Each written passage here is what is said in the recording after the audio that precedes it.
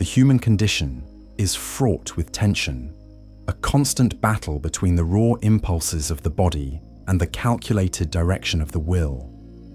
In this chaotic interplay, Friedrich Nietzsche's philosophy stands as a beacon of clarity. His view of human existence rests upon the concept of the will to power. This powerful force, the essence of human striving, urges us to overcome obstacles, assert dominance, and live life with purpose. But here lies the paradox that Nietzsche so frequently illuminated. The act of orgasm, that moment of profound release, stands in direct opposition to the very essence of the will to power. It is the ultimate form of surrender, where the individual relinquishes their striving and surrenders to the animalistic impulses of the body, seeking momentary pleasure while abandoning the deeper purpose that drives them. Nietzsche viewed life as an unyielding struggle, a constant engagement with suffering and striving. He believed that life's true essence lies in the overcoming of obstacles, the mastery over oneself, and the ability to transform pain into strength.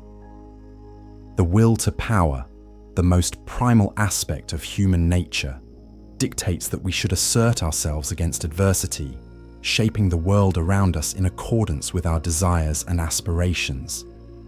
In this view, power is not about domination over others, but over one's own weaknesses, desires, and instincts. To live is to affirm life through struggle, to find meaning in the pursuit of greatness, and to continually ascend the mountain of personal potential. But the orgasm, the peak of physical pleasure, is an antithesis to this. It is an involuntary surrender, a letting go, a moment of blissful release that momentarily annihilates the very will that propels us forward in life. This contradiction, the momentary abandonment of the will, brings Nietzsche's critique of human nature into sharp focus.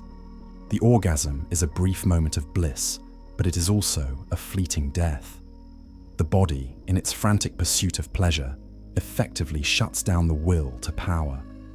It is as if the individual loses themselves, slipping away from the demands of their greater mission, and instead, they fall prey to the tyranny of the body's immediate desires.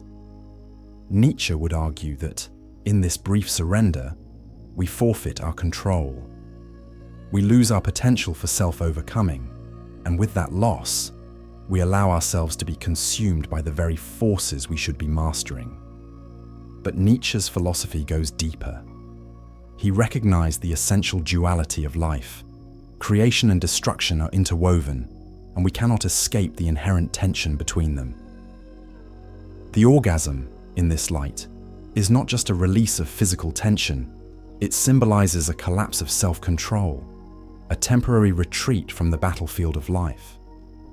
It is, in a sense, a momentary death, a quiet annihilation of the self. The very release that feels so liberating is also a destruction, for it robs the individual of the ability to continue their path of ascent. In those few seconds, all ambition, all striving, all purpose is lost to the nothingness of sheer sensation. It is in these moments that Nietzsche's critique of pleasure shines brightest. What feels like an apex of vitality is, in reality, a retreat into the comforts of the flesh, an act of surrender in the face of life's ongoing struggle. But it's not just about the individual's retreat from their mission. It's also about the larger philosophical implications of desire. For Nietzsche, the desire for pleasure, particularly in its most indulgent forms, is inherently life-denying. In Thus Spoke Zarathustra, Nietzsche speaks of a higher, more refined form of existence, one that transcends the base desires of the body. The Übermensch, or Overman, is not a being defined by pleasure or satisfaction, but by the relentless pursuit of self-mastery, creativity, and the assertion of power. To fall victim to the primal instinct of sexual pleasure, to indulge in the orgasmic release, is to succumb to a lower form of existence, one marked by short-term gratification rather than the long-term conquest of the self. In this sense, the orgasm becomes a metaphor for the forces that threaten to derail us from our highest potential. It is not simply a physical act, it's a mental and emotional surrender. The momentary pleasure of orgasm may feel liberating, but it is in fact a subtle chain, one that binds us to the trivial, fleeting aspects of life. Nietzsche's view of human existence is one of power, will, and meaning, and in the orgasm we find the opposite, an abdication of power, a release of will, and a forsaking of meaning in favor of the ephemeral thrill of sensation. The orgasm stands as a reminder of the fragility of human striving, the way in which we can so easily be swayed by our base instincts, our desire for pleasure, and our need for release. What if everything you chase is what's weakening you? What if pleasure isn't reward, but a trap? And what if desire itself was the enemy all along? Death of desire, the Stoic's path to cold clarity. This is not a guide. This is not self-help. This is war. Kill the need, master the mind. To understand the orgasm as a ritual of death, we must journey into the mind of Nietzsche and Bataille, whose philosophy is rooted in transgression, excess, and the rejection of societal norms. For Bataille, the orgasm transcends its biological function. It becomes a sacred act, a ritual that connects us to the divine through our very destruction. Bataille's worldview is one of radical excess, where the individual must break free from the constraints of society, morality, and even the self in order to experience life in its most primal and unrestrained form. The orgasm, for him, is the ultimate transgression, the moment when the individual crosses over from the mundane to the sacred, from life to death, in a single act of release. Bataille's conception of eroticism is not about pleasure in its conventional sense, but about an act that defies all boundaries. In his book, The Story of the Eye, Bataille explores how eroticism, when pushed to its extreme, becomes a journey into the sacred, where the body ceases to be a mere object of desire and becomes a vessel for transcendence. This is where the orgasm takes on a new meaning. It is not simply the climax of sexual desire, but a violent rupture of the self.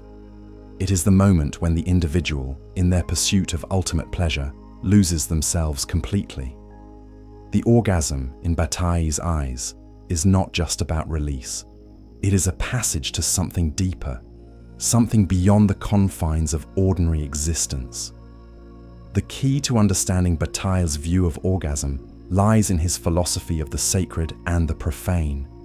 In his work Eroticism, he argues that the sacred is found in the very excess and destruction that eroticism represents. The orgasm, as a peak of sexual experience, is both an act of creation and annihilation. It is the ultimate form of self-sacrifice, a violent surrender of the individual to the forces of nature, and in doing so, the person is momentarily obliterated. This destruction is not a negative, but rather a necessary process of liberation. For Bataille, the orgasm is a moment of intense experience that allows the individual to transcend the boundaries of normal life, to reach into the unknown, and to touch the infinite. This destruction is the dissolution of the ego, the annihilation of the false self, and the return to a primal state where there are no distinctions between the sacred and the profane, life and death. In Bataille's framework, the orgasm is not just a biological release, it is a ritual of death. The individual, in giving themselves over to the experience, crosses a threshold between the material and the spiritual, between life and the void. This is not a death in the conventional sense, but a symbolic death, the death of the self, of the ego, and of the boundaries that normally constrain us. It is the moment when the individual confronts their own vulnerability, their own mortality, and is willing to embrace it fully. The orgasm, in Bataille's eyes, is a violent act of transcendence that brings us face to face with our deepest fears and desires. It is in this moment of surrender that we are liberated from the weight of our individual existence and allowed to experience the sublime. But this liberation comes with a cost. Bataille's philosophy emphasizes that true liberation is only possible through transgression, through breaking the boundaries that society, culture, and even the self impose upon us. The orgasm is the epitome of this transgression. It is the destruction of the self through pleasure, the crossing of a boundary that cannot be uncrossed. To indulge in this release is to acknowledge the inherent tension between life and death, creation and destruction, and to embrace the chaos that defines existence. Bataille's vision of orgasm, then, is not merely a release of tension, but a surrender to the chaos of existence itself. It is a return to the primal forces that govern us, and in this return, we confront the reality of our own mortality and our place in the larger cosmos. However, in Bataille's view, the orgasm is not just about destruction, it is about transcendence.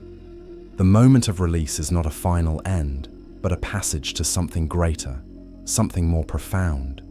This is where the solution lies. By embracing the paradox of the orgasm as both a ritual of death and an act of liberation, we find the key to mastering our own existence. To truly understand the orgasm, we must let go of the shame, guilt, and repression that often surround it. We must recognize that the release it offers is not a weakness, but an opportunity for profound self-transformation.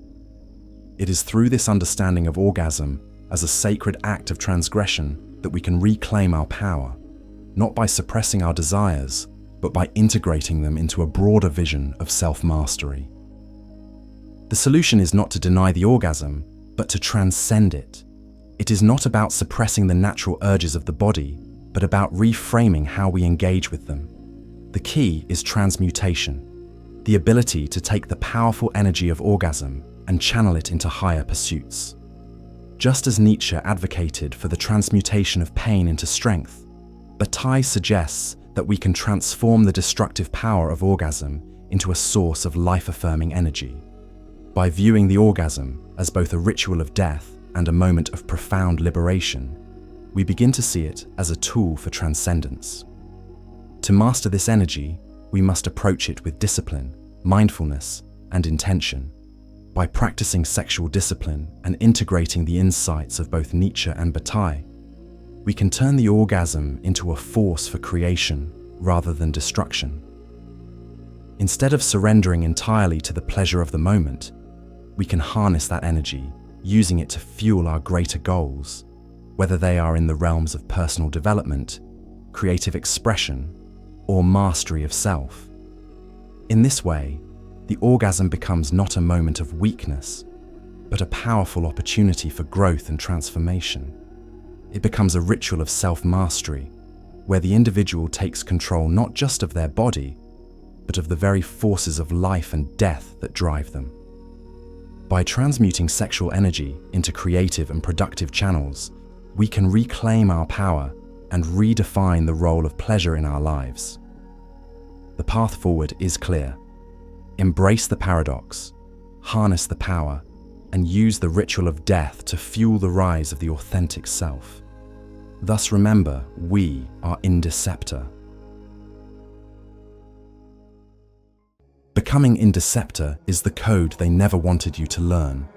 A psychological war map for men, forbidden teachings fused with modern strategy for influence, dominance, and self-mastery. If you want peace, prepare for war. Welcome to the Indeceptor Archive, where the undeceived rise. No ads, no distractions, just pure, uninterrupted power. As a crusader of the archive, you gain infinite access to every video, every truth, every strategy, without censorship, delay, or interruption. New drops daily, delivered to you before the world sees them. Raw, unfiltered, elite. Indeceptions.com